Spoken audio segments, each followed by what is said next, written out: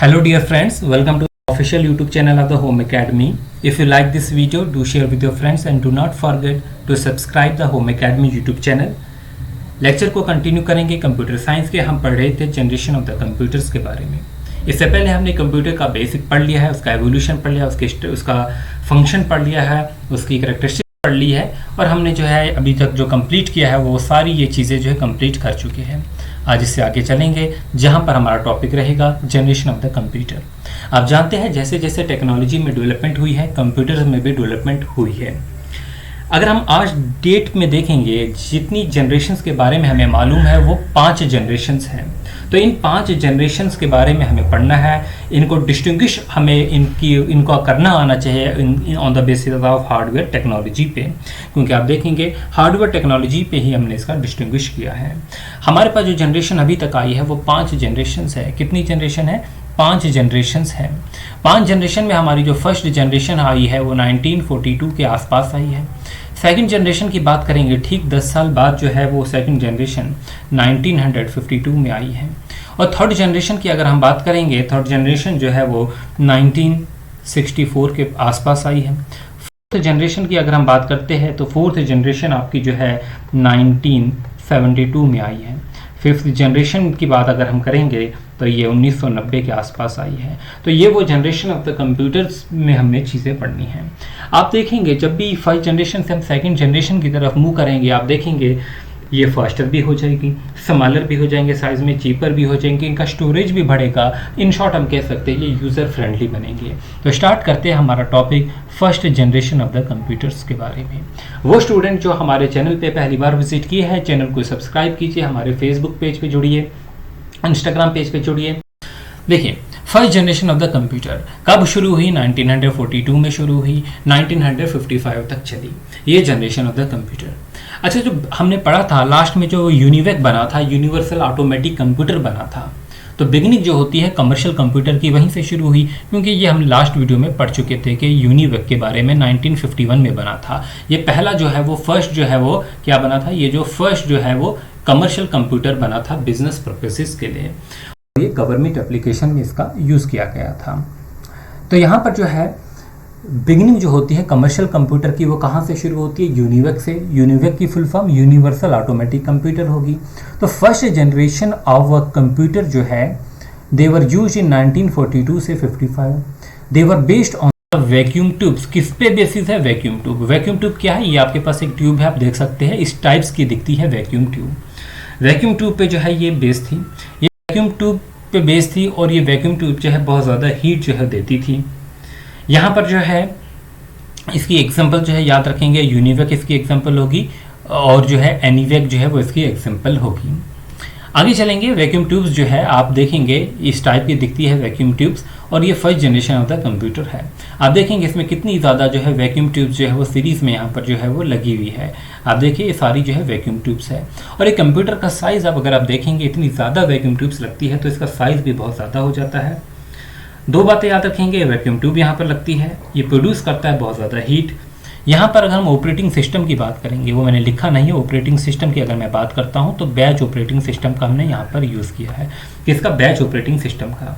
यहाँ पर हमने पंच कार्ड्स का भी यूज़ किया है, पेपर टेप का भी यूज़ किया है, मैग्नेटिक टेप का भी जो है यूज़ किया है इनपुट एंड आउटपुट डिवाइस के तौर पर। इसके अलावा जो लैंग्वेजेस यहाँ पर यूज़ की गई है वो मशीन लैंग्वेज यूज़ की गई है। कौन सी लैंग्वेज यूज़ की गई है? क्वेश्चन आता है कि कौन सी लैंग्वेज जो है वो यूज़ की गई है, तो आप रखेंगे याद मशीन लैंग्वेज, जिसे आप बाइनरी लैंग्वेज भी कहते हैं, वो यहाँ पर जो है वो यूज़ की गई है। तो पढ़िए इसके एडवांटेजेस। वैक्यूम ट्यूब्स जो है they were only electronic device और electronic component available during those days. तो जिस टाइम जो है ये पहला जनरेशन का कंप्यूटर बना है उस टाइम अगर कोई इलेक्ट्रॉनिक कंपोनेंट अवेलेबल था वो सिर्फ यही वैक्यूम ट्यूब थी। वैक्यूम ट्यूब की टेक्नोलॉजी जो है it made possible to make the electronic digital computer. इससे पहले डिजिटल कंप्यूटर से पहले हम मैकेनिकल कंप्यूटर्स का यूज़ कर रहे थे, जो कि हम पढ़ चुके हैं लेबिनेट्स व्हील में, पैस्कलिन में, वो हमारे मैकेनिकल कंप्यूटर्स थे। तो जो हमने पहली बार डिजिटल कंप्यूटर्स बनाए वो इन्हीं की वजह से बना सके हम, ये जो vacuum tubes. This computer could calculate data in millisecond. Data जो है ये कितने सेकंड्स में? मिली सेकेंड में जो है वो कैलकुलेट करता था। उतनी ज़्यादा स्पीड नहीं थी, बट हम देखेंगे स्पीड भी जो है वो बढ़ जाती है। तो इसके भी कुछ डिसएडवांटेजेस होंगे, जैसे कि मैंने इसके साइज के मुतालिक बात की। ये जो कंपोनेंट है, the computers were very large in size, क्योंकि इसमें इतनी ज़्यादा वैक्यूम ट्यूब्स लगी थी तो इनका साइज भी बढ़ेगा। ये वैक्यूम ट्यूब्स जो है वो बहुत ज़्यादा एनर्जी देती थी, बहुत ज़्यादा हीट देती थी। They consume lot amount of energy जो है वो कंज्यूम करती थी। नॉन पोर्टेबल था, एक जगह से दूसरी जगह आसानी से नहीं ले पाएंगे। लिमिटेड कमर्शियल यूज़ था, कमर्शियल यूज़ भी नहीं इसका था। स्पीड की बात करेंगे तो बहुत स्लो थी। Used machine language only. Machine languages कौन सी लैंग्वेजेस होती है आप जानते हैं ना, हमारी ये बाइनरी लैंग्वेज जो होती है, ये वाली मैं लैंग्वेज का यूज़ करता था। यहाँ पर हमने मैग्नेटिक ड्रम्स का जो है वो यूज़ किया, जो कि प्रोवाइड करते थे लेस डेटा स्टोरेज। स्टोरेज तो होती थी लेकिन स्टोरेज जो है वो बहुत कम होती थी। अब इसमें इतनी ज़्यादा डिसएडवांटेजेस थी, इन डिसएडवांटेजेस के लिए साइंटिस्ट जो है लगातार काम कर रहे थे कि किसी तरीके से जो हमारे कंप्यूटर है वो फास्ट भी हो जाए, हमारे कंप्यूटर जो है वो स्मॉलर भी हो जाए, हमारे कंप्यूटर जो है वो चीपर भी बने, इनकी स्टोरेज भी ज़्यादा हो और ये यूज़र फ्रेंडली भी बने। ठीक है, तो यहाँ पर हम बात करेंगे अब सेकंड जनरेशन ऑफ कंप्यूटर की। आई होप जो है वो वॉइस क्लियर होगी, क्योंकि जैसे हम रिकॉर्डिंग शुरू कर देते हैं, एक दो बार चेक करके हम शुरू कर देते हैं, कभी वॉइस ठीक होती है कभी नहीं। अब ये इलेक्ट्रॉनिक चीज़ है, कभी कहीं जो है वो शोर भी होता है, किसी किसी चीज़ में माइक्स में कुछ प्रॉब्लम्स होती है। ठीक है, इसे हम दूर करने की कोशिश करेंगे, एक रिप्लेस कर देंगे इस माइक को। सेकेंड जनरेशन ऑफ कंप्यूटर के बारे में बात करेंगे। सेकेंड जनरेशन ऑफ कंप्यूटर जो है वो 1955 से लेके 64 के बीच में चला। यहाँ पर जो है क्या हमने वैक्यूम ट्यूब्स का यूज़ किया, तो आंसर होगा आपका नहीं। हमने वैक्यूम ट्यूब्स की जगह जो है ट्रांजिस्टर का यूज़ किया। ट्रांजिस्टर कैसे होते हैं, ये आपके सामने एक ट्रांजिस्टर है। इस तरीके के डिवाइसेस को हम ट्रांजिस्टर कहते हैं। ये वैक्यूम ट्यूब के साइज़ के मुताबिक अगर हम इसे कंपेयर करेंगे, साइज में छोटे थे, तो इन्होंने जो है वैक्यूम ट्यूब को जो है वो रिप्लेस किया। तो इसकी वजह से जो कंप्यूटर का जो साइज़ था, साइज ऑफ द कंप्यूटर भी डिक्रीज हुआ। एग्जांपल्स की बात करेंगे, IBM जो है इंटरनेशनल बिजनेस मशीन की 7094 की सीरीज़ जो थी वो सेकंड जनरेशन कंप्यूटर की एग्जांपल है। IBM की 1400 सीरीज़ जो है सेकंड जनरेशन की एग्जांपल है। और CDC की जो है 164 जो सीरीज़ थी, ये भी हमारे सेकंड जनरेशन कंप्यूटर की एग्जांपल्स हैं। एडवांटेजेस की बात करेंगे, जैसे कि वैक्यूम ट्यूब का नहीं यूज़ किया यहाँ पर है और हमने ट्रांजिस्टर का यूज़ किया, तो ट्रांजिस्टर की वजह से जो है साइज इसका स्मॉलर हुआ अगर हम कंपेयर करते हैं फर्स्ट जनरेशन ऑफ कंप्यूटर से। फिर सेकंड, यूज लेस एनर्जी भी जो है हमारे ट्रांजिस्टर कम यूज़ कर रहे थे और वो वैक्यूम ट्यूब के मुताबिक जो है उससे कंपेयर अगर करेंगे तो ज़्यादा गर्म नहीं हो रहे थे, हीट भी कम प्रोड्यूस कर रहे थे। बेटर स्पीड रहती थी, यहाँ पर कैलकुलेट करता था डेटा माइक्रो सेकेंड्स में। फर्स्ट जनरेशन वाला मिली सेकेंड में कन्वर्ट डेटा को कैलकुलेट करता था, और जो हमारा सेकंड जनरेशन है ये कितने में, ये हमारे माइक्रो सेकेंड्स में कर रहा है डेटा को। मतलब ये जो है उससे ज़्यादा फास्ट है। फास्ट क्यों है, क्योंकि यहाँ पर हमने जो है टेप ड्राइव्स का यूज़ किया, मैग्नेटिक ड्रम्स की जगह मैग्नेटिक डिस्क का, प्रिंटर का भी हमने यहाँ पर यूज़ करना शुरू किया। मोस्ट इंपॉर्टेंट अगर हम इसमें कोई बात करेंगे तो वो असेंबली लैंग्वेजेस की बात होगी। मशीन लैंग्वेजेस की जगह हमने यहाँ पर जो लैंग्वेज यूज़ की वो कौन सी लैंग्वेज थी, वो हमारी लैंग्वेज थी असेंबली लैंग्वेज। तो याद रखेंगे यहाँ पर हमने असेंबली लैंग्वेज का यूज़ किया। अब जो है नटशल में देख लेते हैं क्या क्या है। पहली बात जो आएगी वो ट्रांजिस्टर की बात आएगी। क्या आएगी, ट्रांजिस्टर। जो आपको पॉइंट भूलना नहीं है कि हमने इधर ट्रांजिस्टर का यूज़ किया। फिर हमने जो है मैग्नेटिक कोर का यहाँ पर यूज़ किया है। किसका, मैग्नेटिक कोर का। अच्छा, ये मैग्नेटिक कोर का हमने किस तौर पे यूज़ किया, प्राइमरी मेमोरी के तौर पर क्वेश्चन आता है। और यहाँ पर जो हमने सेकेंडरी मेमोरी के लिए जो है यहाँ पर जो है मैग्नेटिक टेप और डिस्क का जो है वो यूज़ किया। मैग्नेटिक टेप का एंड डिस्क का जो हमने यूज़ किया किस चीज़ के लिए, वो हमने सेकेंडरी मेमोरी के लिए यूज़ किया। यहाँ पर असेंबली लैंग्वेज का यूज़ किया। अच्छा, असेंबली लैंग्वेज जो है हाई लेवल होती है, जो लो लेवल, तो लो लेवल लैंग्वेजेस होगी। ठीक है, ये भी यूज़ की। और हाई लेवल लैंग्वेजेस भी जो है यहाँ पर यूज़ हुई है। जैसे कि असेंबली लैंग्वेज की अगर एग्जांपल पूछी गई कौन सी होगी, तो मैं आपको कह दूँ जो हमारी फोर्ट्रान होती है, ये फोर्ट्रान जो है ये एग्जांपल आएगी। इसके अलावा कोबल आती है हमारे पास एग्जांपल लैंग्वेजेस की, कभी एग्जांपल पूछी जाती है। पास्कल आपने पढ़ा है, वो पास्कल भी जो है वो यही लैंग्वेजेस होती हैं। इसके बाद हम चलेंगे अपनी थर्ड जनरेशन की तरफ, बट यहाँ पर एक दो बातें वो इसकी भी डिसएडवांटेजेस देख लीजिए। इसमें भी कुछ डिसएडवांटेजेस थे, जैसे कि कूलिंग सिस्टम जो है वो रिक्वायर्ड था। अभी भी ट्रांजिस्टर का बेशक हमने यूज़ किया, लेकिन हीट अभी भी निकल रही थी। जो है यहाँ पर हमने जो है कूलिंग सिस्टम का इसके लिए यूज़ किया। कूलिंग सिस्टम में जो है हमारे एसीज हो सकते हैं। फिर हमारे पास कॉन्स्टेंट मेंटेनेंस की जो है रिक्वायरमेंट यहाँ पर थी। फिर स्पेसिफिक पर्पस जो है उसके लिए यूज़ किया जाता था, कॉस्टली भी था और वर्सेटाइल नहीं था। अब हम थर्ड जनरेशन की तरफ आते हैं। थर्ड जनरेशन में काफ़ी इंप्रूवमेंट होती है। थर्ड जनरेशन में क्या है, हमने ऐसा काम किया, हमने ये काम किया कि इंटीग्रेशन का काम किया। आपने अभी ट्रांजिस्टर पढ़े, ट्रांजिस्टर की शेप देखी, बट आप देखेंगे यहाँ पर इन ट्रांजिस्टर को हमने इंटीग्रेट कर लिया। एक ही चिप में जो है बहुत से ट्रांजिस्टर लगे, तो इसे हम जो है इंटीग्रेटेड सर्किट कहेंगे। तो थर्ड जनरेशन का कंप्यूटर जो है वो क्या चीज़ यूज़ करते हैं, इंटीग्रेटेड सर्किट्स का यूज़ करते हैं। फर्स्ट जो है आईसी जो है वो इन्वेंट की गई है 1961 में। पहली बार जो ये इंटीग्रेटेड सर्किट बनाए गए हैं, कब बनाए गए हैं, 1961 में। क्या आप मुझे बता सकते हैं कि ये जो बनाने वाले थे वो कौन थे, उन साइंटिस्ट का नाम क्या था? तो याद रखेंगे इनका नाम क्या था, जैक किबली था। क्या था, जैक किबली जो थे, ये साइंटिस्ट का नाम था जिन्होंने ये हमारी जो है इंटीग्रेटेड सर्किट्स बनाई, भूलना नहीं। अच्छा, यहाँ पर जो ऑपरेटिंग सिस्टम था वो कैसा यूज़ हो रहा था और बाकी इसके फीचर, रिमोट प्रोसेसिंग का काम था, टाइम शेयरिंग और रियल टाइम जो है वो मल्टी प्रोग्रामिंग जो है ऑपरेटिंग सिस्टम का यहाँ पर यूज़ किया गया है। यहाँ पर लैंग्वेजेस की अगर बात करूँगा तो हाई लेवल है। चलिए उससे पहले यहाँ पर बात कीजिए। साइज़ जो था एक आईसी का जो है वो 1/4 स्क्वायर इंच का था। साइज जो था 1/4 हिस्सा था स्क्वायर इंच का। अगर हम देखेंगे 1/4 हिस्सा था। सिंगल आईसी चिप जो है उसके अंदर जो है 1000 ऑफ ट्रांजिस्टर सकते हैं।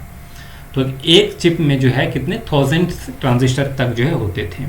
तो कंप्यूटर का साइज जो है इसकी वजह से जो है वो स्मॉलर तो हुआ, स्मॉलर होने की वजह से फास्टर भी कंप्यूटर बना, ठीक है, रिलायबल भी ज़्यादा रहा और लेस एक्सपेंसिव हुआ। तो एग्जांपल जो है थर्ड इसकी जो है वो कौन सी है, ये जो हमारे यूनिवेक हमने पढ़े 1108, यूनिवेक AC 9000, ये देख लीजिए, और IBM 370 जो है वो भी इसी की एग्जांपल है। तो काफ़ी इंपॉर्टेंट एग्जांपल्स है यहाँ पर, याद रखेंगे। फिर हम इसकी एडवांटेजेस में हमने क्या कह सकते हैं, एडवांटेजेस में वो यही कहेंगे जो अभी हमने बातें बोली उन्हीं को रिपीट कीजिए। स्मॉलर इन साइज होते हैं अगर हम बाकी जनरेशन से कंपेयर करें, ज़्यादा रिलायबल होंगे, एनर्जी कम यूज़ करेंगे, बेटर होगी स्पीड इनकी, और ये कैलकुलेट कर पाएंगे डेटा किसमें, नैनो सेकेंड्स में। डेटा किस में कैलकुलेट करेंगे, नैनो सेकेंड में। सबसे पहले हमने मिली सेकेंड पढ़ा, फिर माइक्रो सेकेंड हो गया, अब डेटा जो है वो नैनो सेकेंड में कैलकुलेट हो रहा है। डिसएडवांटेजेस की बात करेंगे, अभी भी जो है एयर कंडीशनिंग की जो है वो ज़रूरत पड़ रही है। जैसे आज आपके पास पीसीज होते हैं, आप देखेंगे उसमें फ़ैन का यूज़ करते हैं, हम एसीज का यूज़ नहीं करते हैं।